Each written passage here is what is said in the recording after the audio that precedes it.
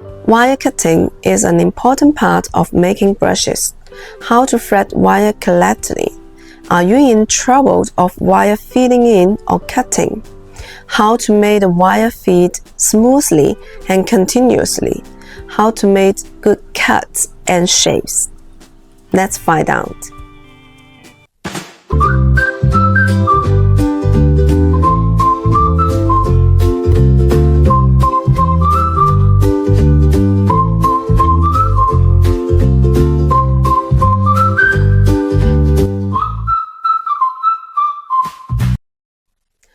Hello everyone, I'm Mei Feng from TOPSTAR Brush Machine.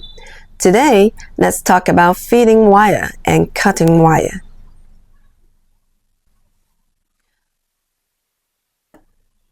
First of all, block monofilaments do not allow fibers to be picked up.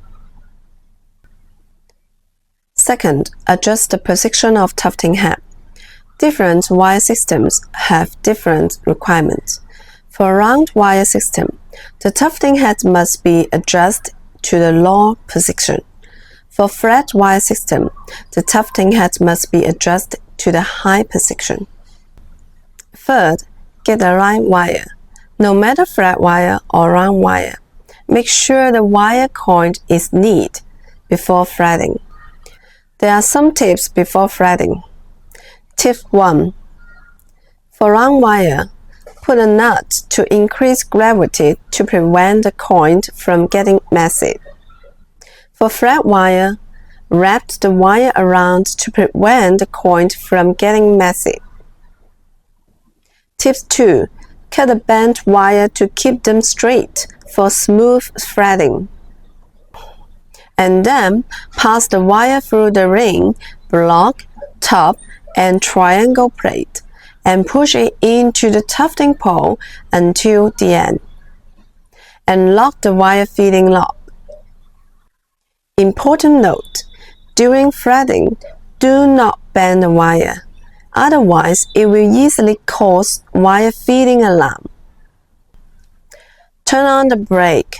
Manually push the wheel upwards to shake, cut, and finally push out the wire being fed. Check whether the wire is well cut and formed in a good triangle shape.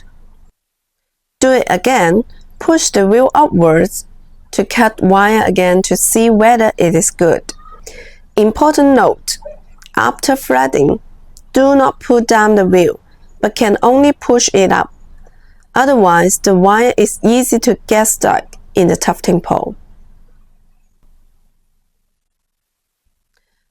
If there is no problem with the wire forming and cutting, push the wheel up to raise the tufting head to the high position and turn off the brake. Put a box under the tufting head to catch the cut wires to prevent them from scattering on the workbench. Turn on automatic. Press the start button to test cutting wire.